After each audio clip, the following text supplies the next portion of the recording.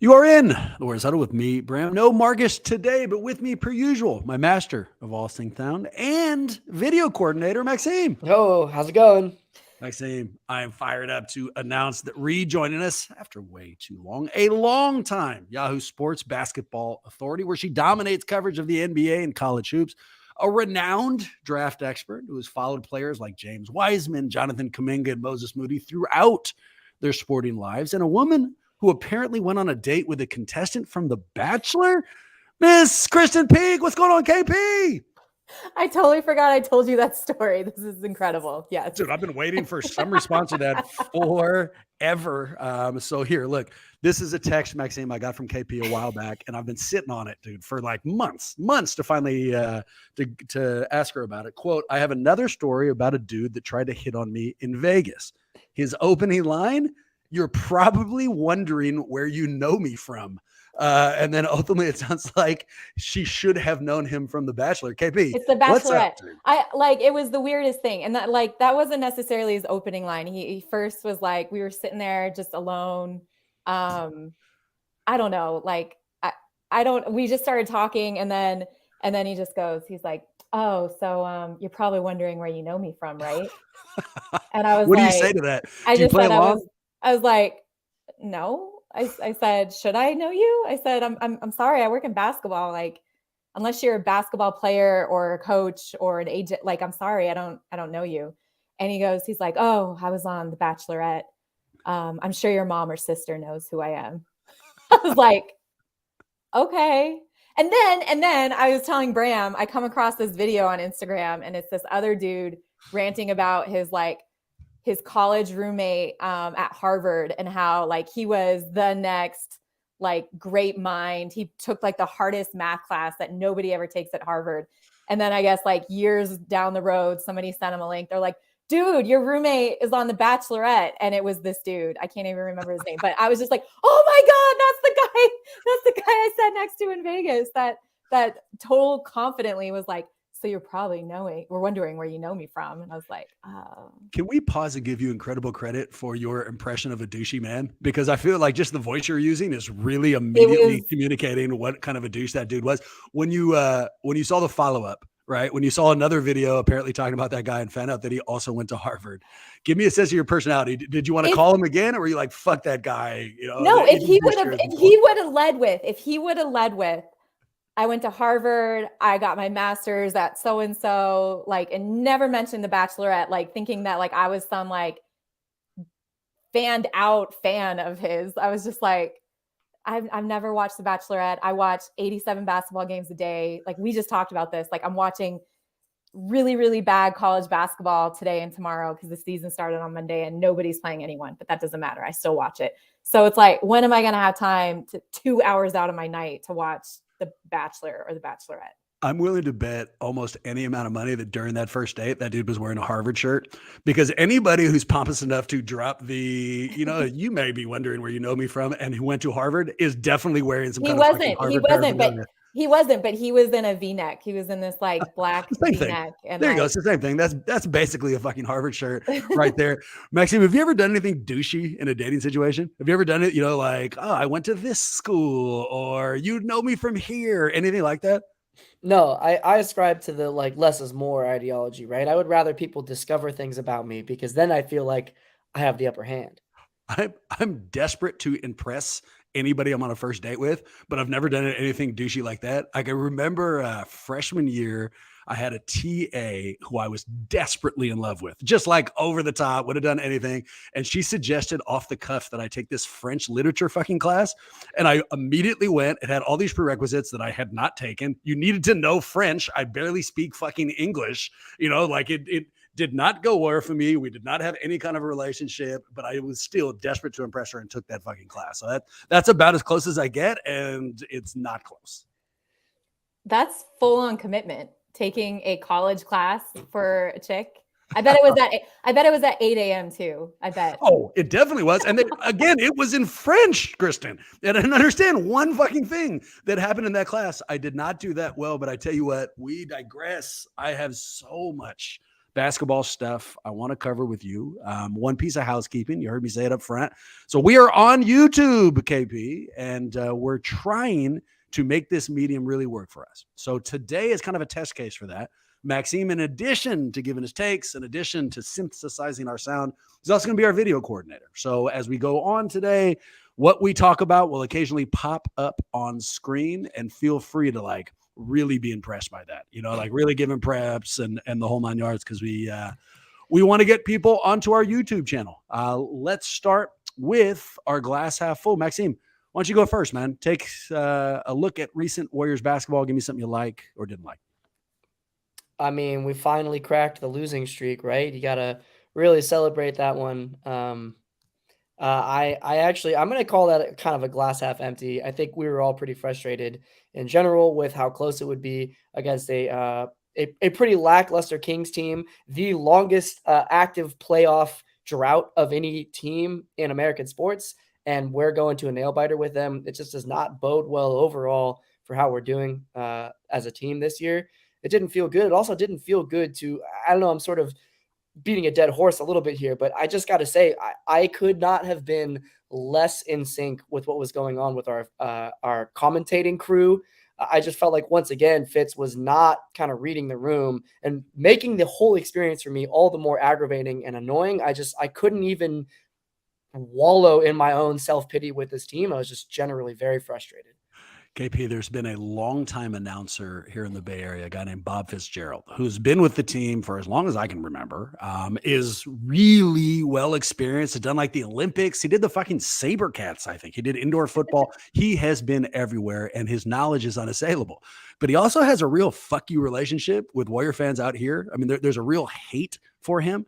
And I won't speak for other people, but I'll tell you where I get frustrated. He plays a homer. He goes out of his way to, you know, like, oh, he'll say things like good guys 105, bad guys 101. I mean, there's no question who on the broadcast he's rooting for, but while he's playing a homer, he'll also give a bunch of shots or credit to the other team. Like last night, he kept talking about how well Sacramento's playing. Well, fucking pick a side. If you're a homer, fine, be a homer. If you're objective, fine, be objective. But don't pretend to be on my team and then slowly give unassailable compliments to the other side. It just drives me crazy. But I'll follow up on what Maxime says. Glass half full. Steph Curry, godlike performance. 47 points, 8 and 8, 7 threes, looked unbelievable. Did all of the kind of things that we have come to expect from Steph Curry. But I'll give you the downside, the glass half full. KP, it's Steph's performance. It took a God level performance. Again, 47, 8 and 8 to eke out a 3-point victory against a Sacramento team at home. And so I'm getting worried about this. And in fact, we can even say that game probably should have gone to overtime. And instead of even asking you for your glass half full, I'm going to push us to the golden questions because it fits right in here. Here's a question someone sent us.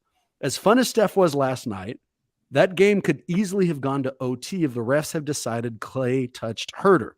Do you think that was a foul or a good no call at the end of the game? So here's the play, KP. They're down 3. Let's watch that one more time if we can, Maxime. I guess I'll probably give us a slow motion there. What I want is your non-homer take. All right. I watch this and I immediately say, fuck Kevin Herter. He doesn't deserve this call, especially at the end of the game. But you watch it. You tell me if they should have called it. Hold on. Okay. Is he giving him space to land? He's not. That's a foul. He's not giving him space to land. How many times have we seen Clay and Steph getting that foul, no matter where they are on the court? You have to let the player land. And Clay did not. Is that Clay or Steph? Clay did not give him any space to land. He's basically pushing him out of bounds. Here's what he is fading, but yeah.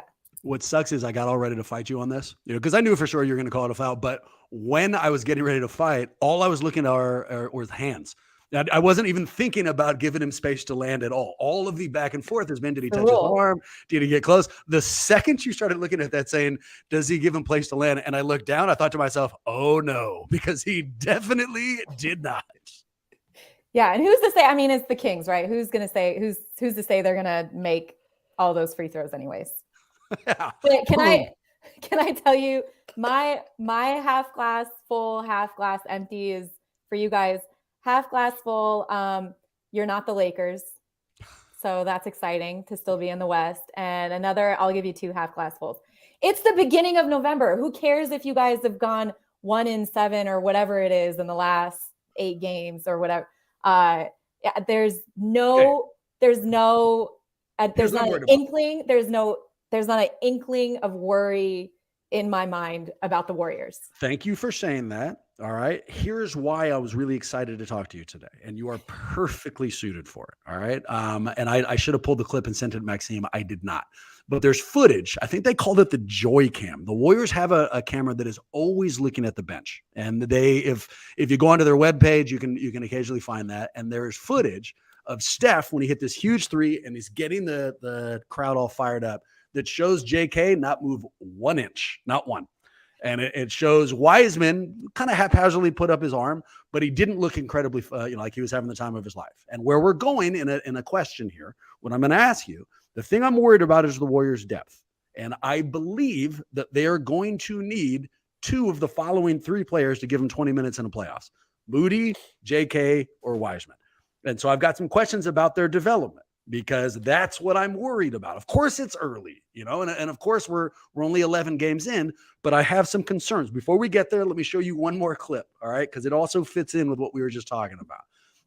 You said that Steph and Klay always get those calls. KP, no, they don't. Steph doesn't get any calls. It drives me crazy, and I'll tell you what, it's not just me who it drives crazy. Do we have show Steph getting that tech last night? No call.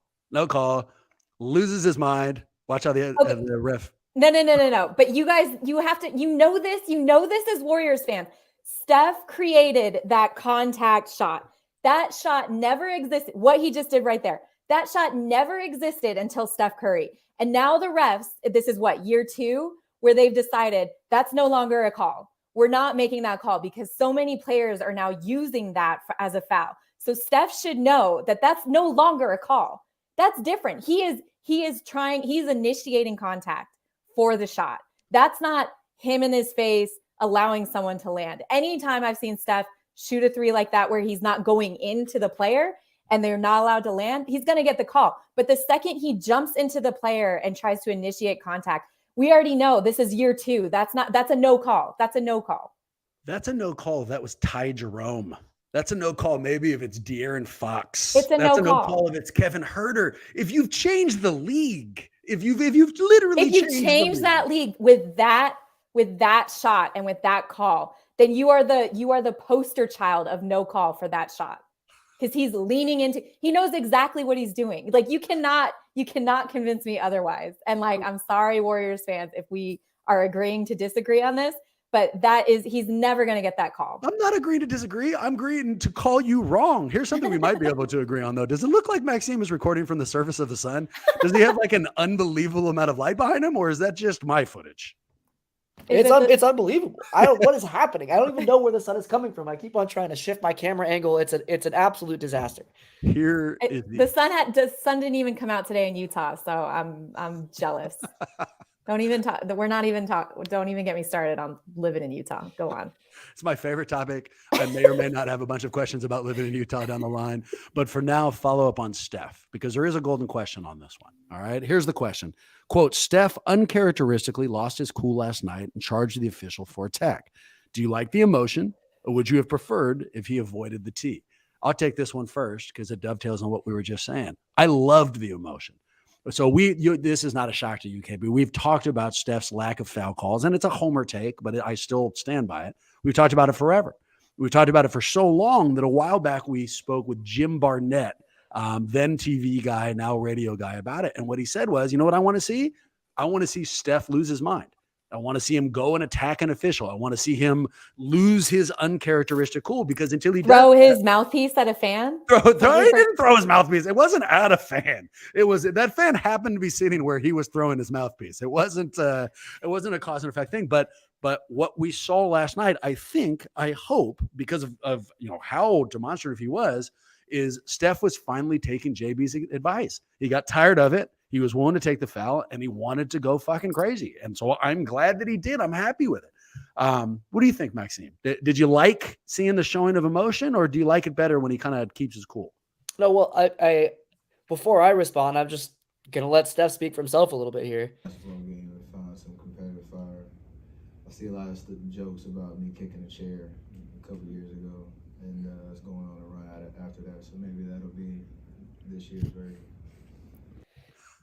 Right. So, I mean, yes, I love it. Right. I think he's the leader of the team in every sense. I just heard a quote today. I can't remember who was saying it on the radio, but somebody talking about how Steph is getting in Jordan Poole's ear and saying, hey, look, keep on playing like you're the guy.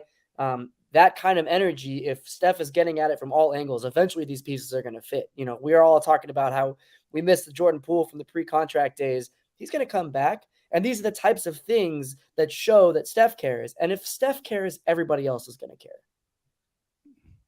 Do you want to tell KP that she's entirely wrong and that Steph doesn't get any calls at all and should have gotten that foul last night? Or do you think she already knows? She must already know. I mean, look, if this is called the straw that broke the camel's back, right?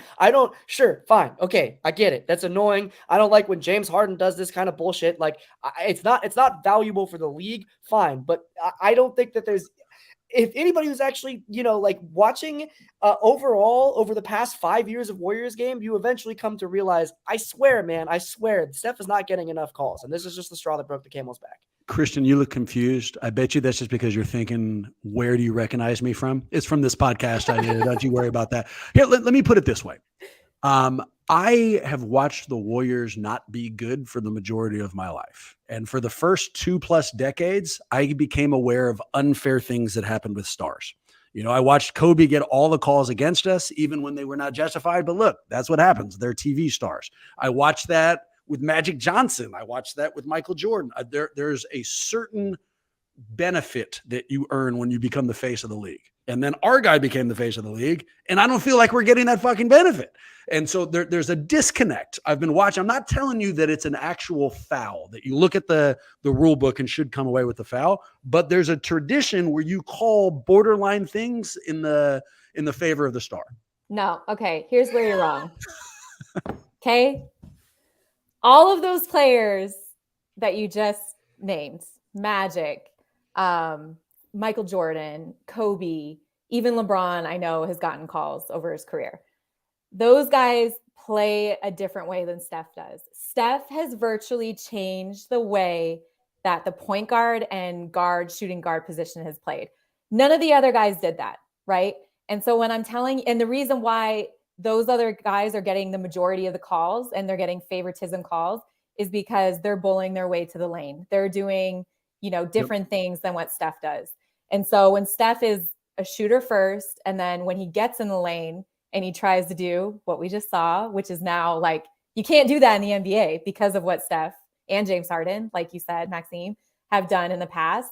Like, that's different. I don't think that's favoritism at all. I see it more as like, Steph is a way different player than MJ, Kobe, LeBron, Magic. Way different. The game is now shifted. The game is different. You talk to any NBA team that is looking at draft prospects, they want versatile wings that can shoot the three and be plugged into different positions. Yep. That's the Steph effect. And I don't think you can see it as like favoritism or not. Like, he just plays a different way than those other players before him. Yeah. I mean, what I'm looking for is the Donaghy bump. Did you watch that Donaghy documentary on Netflix? No. Watch it. Unbelievable. I think it's called Flagrant Foul. Donaghy's the guy who admitted to fixing games as an NBA referee. But one of the things he talks about is like, look, stars are treated differently. He specifically calls out Michael Jordan. He says that Phil Jackson called him to the side after a traveling call and said, yeah, the league wants you to call it, not against him. And it's what I'd like to see from Steph, but what you are saying does make sense to me. I mean, I know exactly where you're coming from, and I think you're wrong, and it's breaking my heart to hear you say it, but I can imagine it. Okay.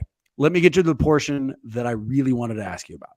So to make it fit into the golden question thing, here's the question, quote, the Warriors have 3 underdeveloped youngsters in Wiseman, JK, and Moody, and need at least 2 of them to be capable of playing 20 minutes in a playoff game come April.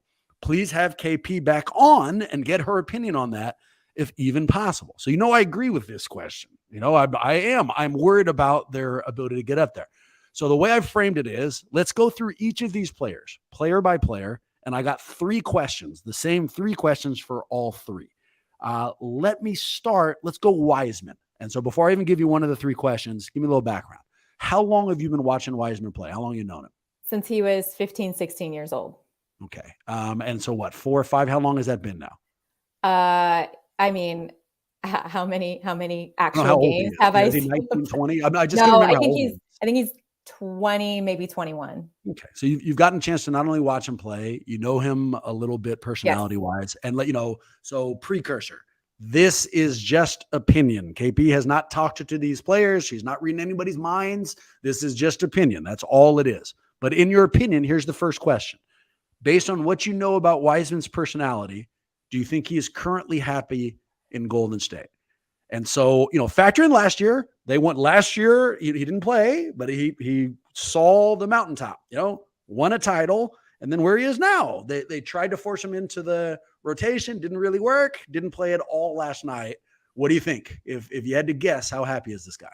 I mean, he celebrated in the locker room when he won the championship, like he had played every game last season. So I think he was very happy about that, about the fact that he now has a ring and that's kind of off his shoulders. We've talked about that for all 3 of those players that, in order to have that so early in your career, it kind of lifts the weight off your shoulders for from here on out. But for Wiseman specifically, I mean, obviously he's frustrated and the team is frustrated with him. And when we look back to the last 3 or 4 years, he's only played maybe 25 games, which is insane because he only played 3 in college.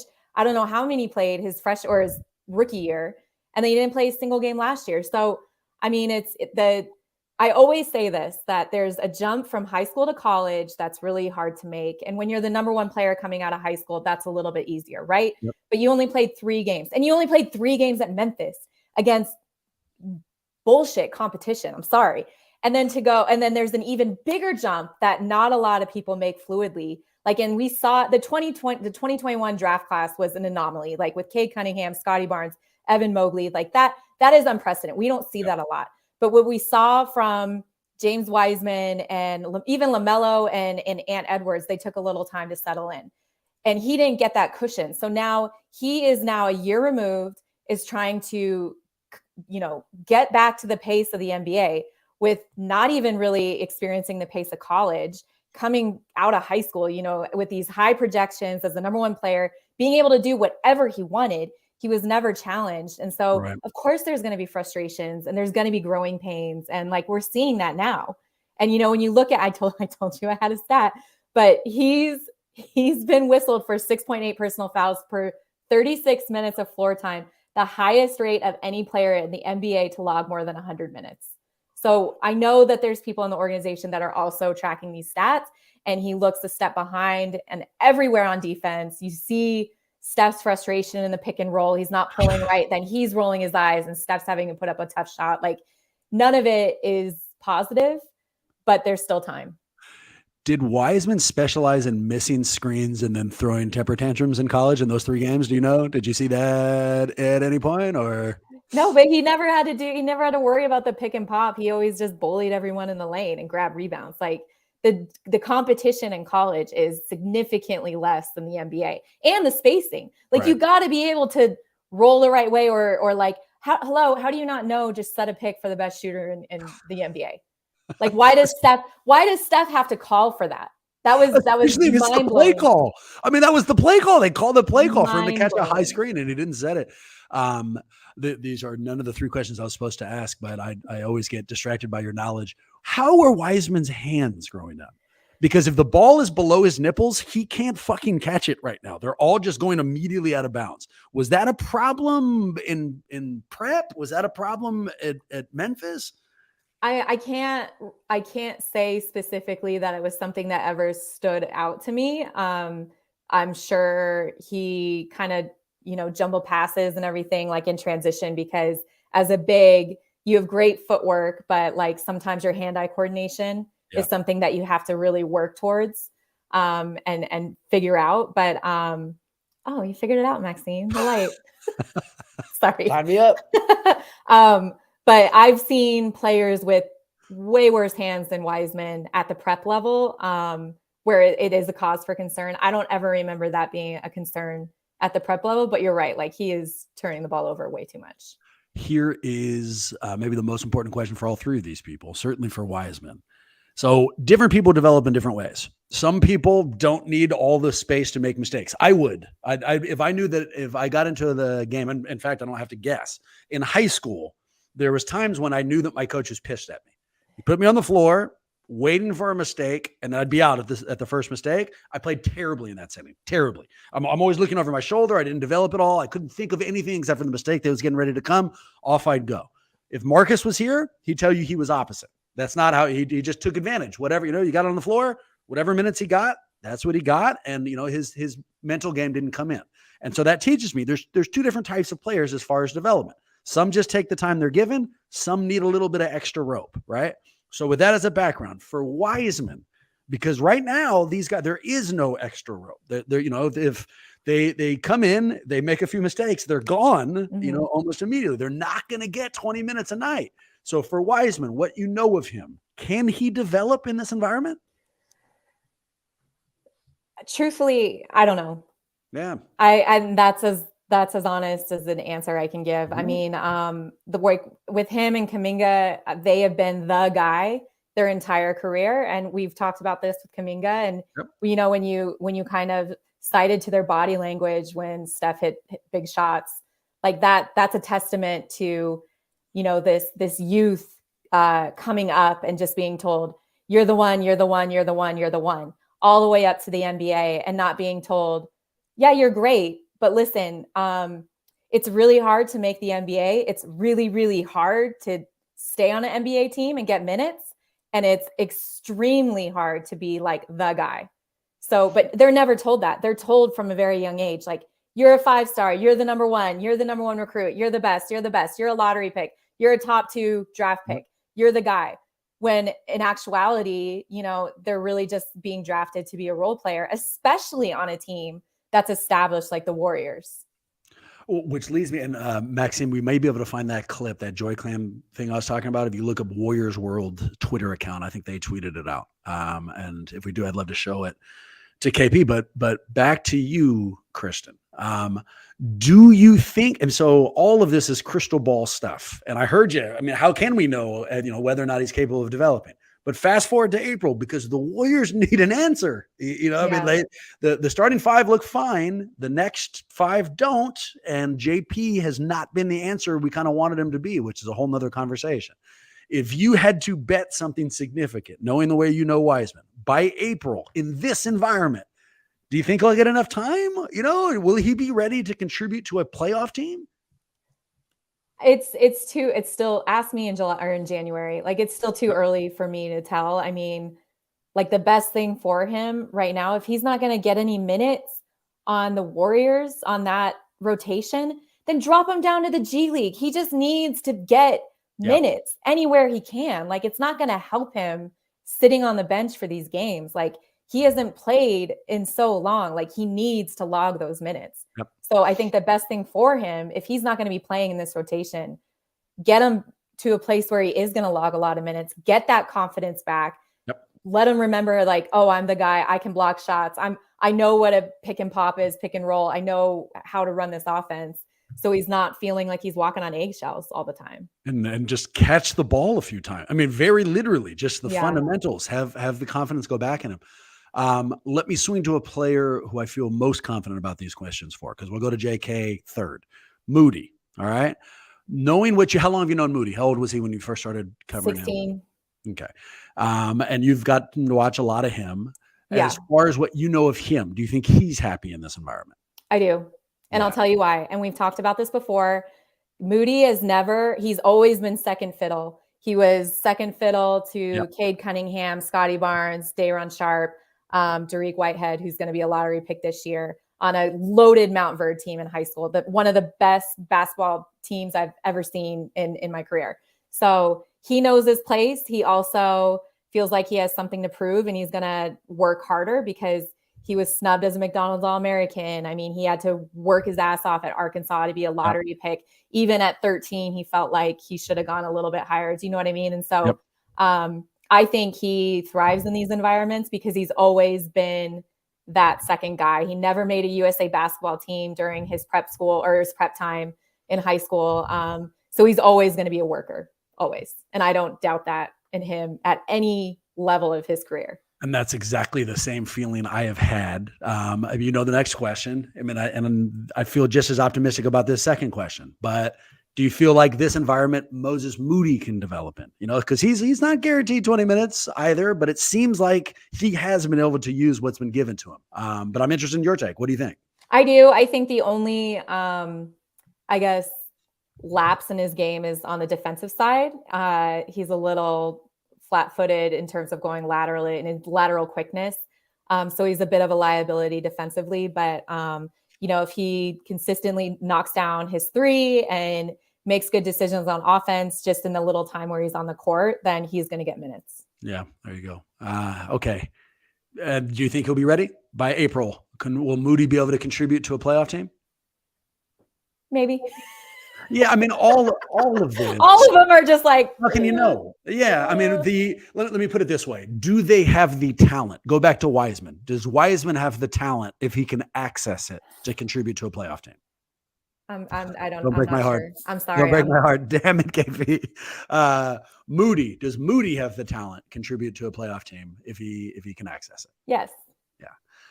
Which brings us to JK, who I think is like the most volatile in this. And I'm all over the board with Kuminga, KP. There are times when I couldn't believe in him more, you know, that if I was going to develop a body that is designed to succeed in this NBA, it would be Jonathan Kuminga's body, you know, and I really can see the upside of what he's capable of. And then there's other times where it looks like he's completely lost and he's one of 1,000 people who are athletic enough but didn't, you know, whatever thing that was missing that didn't allow them to succeed in it. So I'm not sure where we are.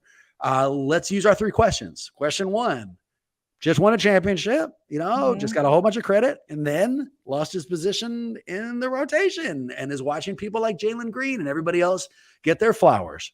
Do you think Kuminga is happy here? I think he's happy in Golden State. He's frustrated with his role. Yeah. And it goes back to what I said about Wiseman in the sense where it's like he's also one of the youngest players, you know, for his draft class because he reclassified. So he should technically have been in this past year's draft class, which is crazy. But I think he's just frustrated. I think he's happy with where he landed because there are, I think, winning trumps, you know, playing 40 minutes on a losing Houston Rockets team.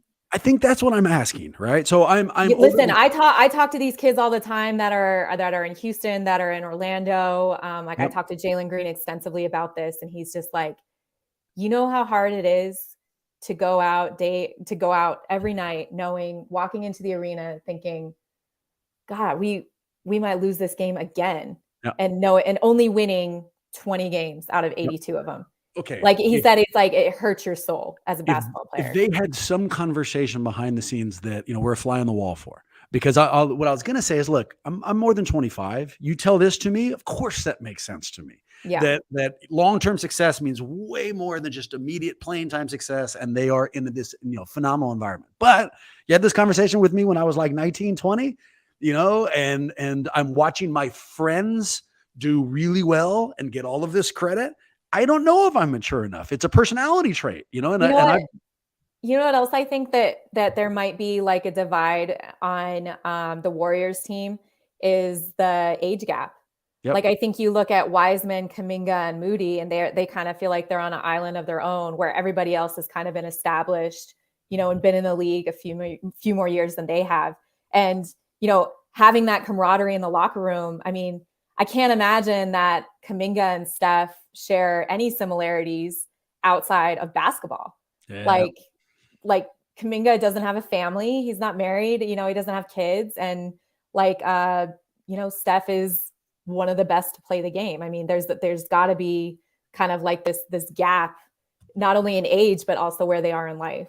You know what they can probably relate on is neither of them can get a fucking foul call on a basketball game. I wonder if they just talk about that night and day. Do you think, let me make this a more pointed question. Watching Kuminga, not last night, not against Sacto, but in the game that they lost to New Orleans, when everybody sat and they let all of the young guys get as many minutes as they wanted, Kuminga looked like a different player. You know, he looked like what I was describing before. When he knows that he's got a limited leash, he's just waiting for the mistake. You know, when he had time to play through it, looked like he was, he's going to do a lot better. There's not going to be a lot of those environments here. No. He's not going to get a lot of those. So can this guy develop in this situation? You know, if you were his agent and all you wanted was his development, is this situation good for him? No, because he's not going to get that leash, that long leash in numerous games this season. Yep. And he's too good to drop down to the G League like I think Wiseman should. Yep. So he's just going to get either those games where they just decide like, no, we're going to let the younger guys play, or he's going to get, those minutes where if he is playing well, then you get to stay in the game. But the second you make a mistake, you're out. Yep. And so no agent wants that, because the more you're on the court, the more marketable you are, the more people are talking about you, the more jerseys you sell, the more everything. So can they be happy about that situation? Selfishly, no. But where are you going to go? Maxime, so one of the things we talked about before KP joined us, I'd use the word trade. And later in this week, we're going to do a trade podcast.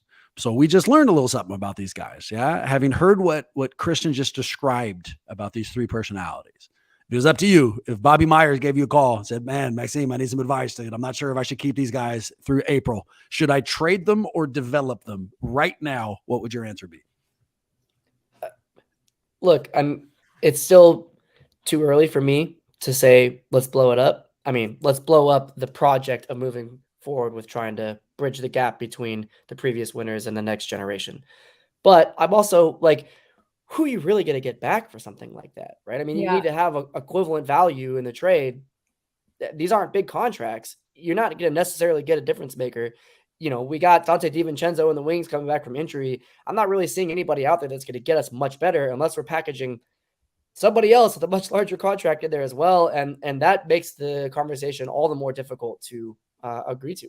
Yeah, what makes it kind of tricky, what's interesting is that if the more film we get on these guys, their trade value is not going to remain static. It's possible that it goes up, that they do develop and things happen. But based on our conversation that we just had, probably not. That's not the way I'm looking at it. And there's a better chance that their trade value goes down. And so if we wanted to do anything, time might be of the essence.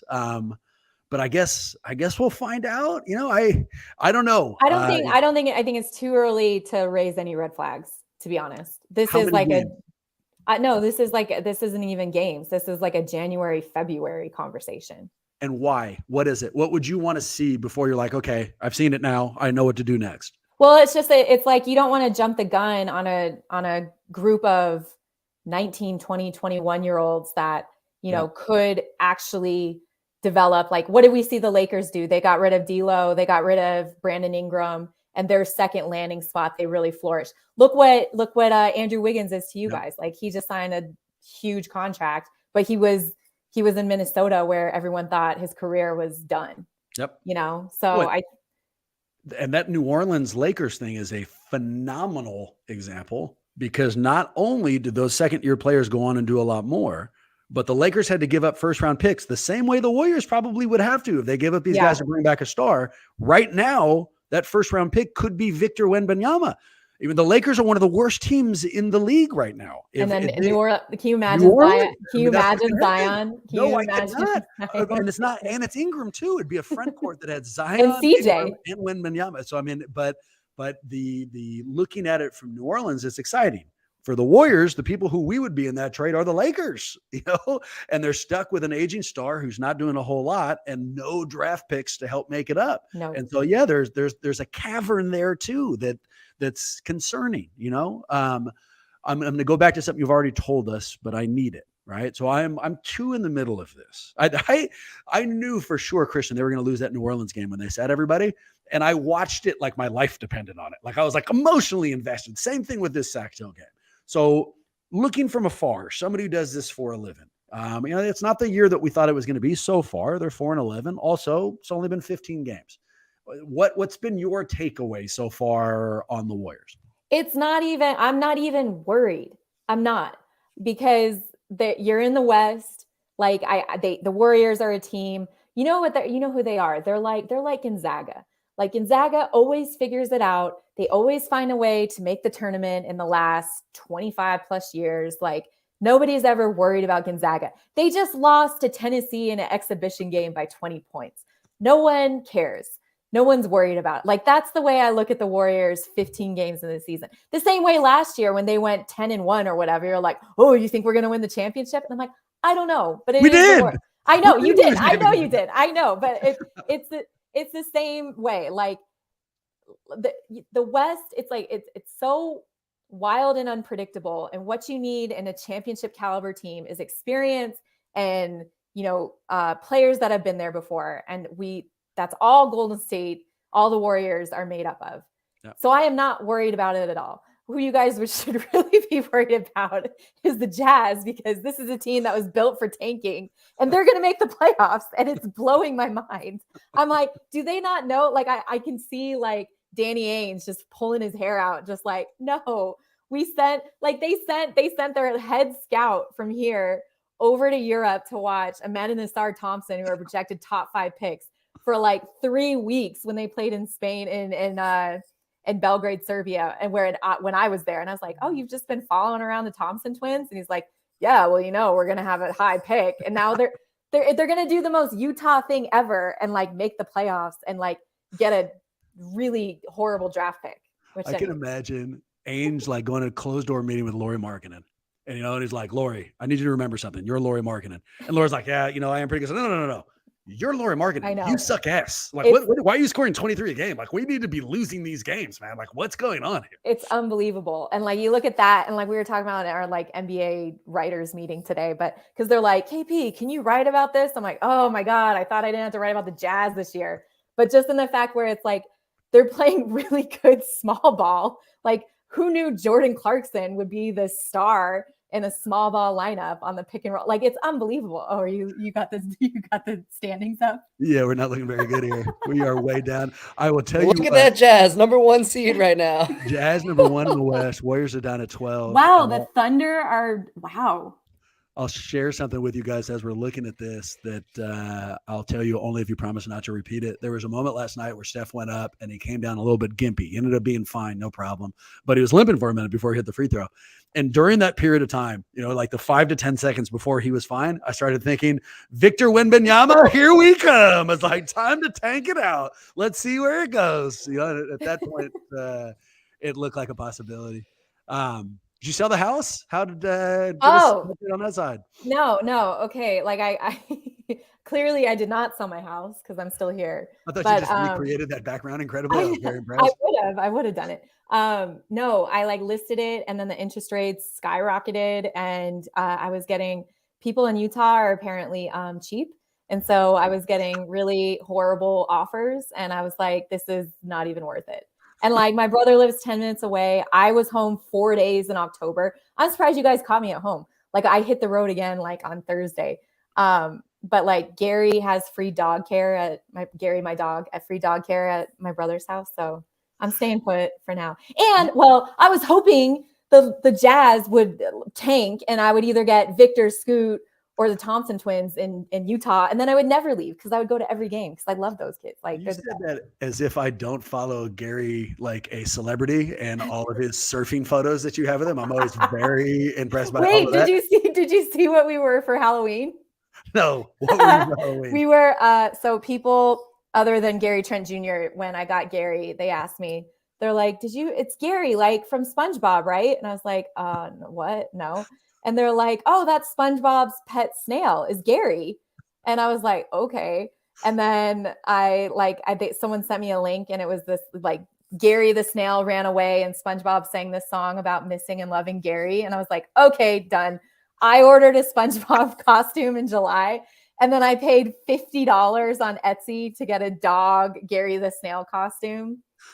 Yeah, so there we go. Did Gary Trent Jr. tell you or ask you? He asked me. He did. He goes, Okay. he's like, KP, did you name your dog after me? Did And you I'm tell him like, yes? Did you I say yes? said, I said, I named him after your dad, Gary Trent Sr. That's okay. Yeah. That's even better played. Guess what I dressed my dog up for Halloween? What's your guess? Firefighter. Nothing, dude. I dressed him up as nothing because dogs should not be dressed in fucking Halloween costumes. What are you talking about? You know what I did? Yesterday I ordered matching pajamas for us for Christmas. So, and I hate that I don't hate it because he's so cute, but like I never knew I'd become that dog person, and I'm clearly that dog person. Oh no, you're all the way in. If you had just said pajamas, if I just ordered him pajamas, that'd be one thing. The fact that they are matching pajamas is really impressive. Yeah, and it has his name on it. I paid extra to get his name on it. His name or Gary Trent Sr.'s name? I mean, whatever. I mean, it's the same thing. It's a pleasure having you back. I really appreciate it. I know I'm not alone. For people who need far more Krysten Peek in their life, where do they go? You can follow me on Twitter, but listen, I'm not a Warriors beat writer. Yes, you are. Yes, you are. You are a Warriors specialist. I do watch my fair share of Warriors games, but I mainly cover. Oh, there it is.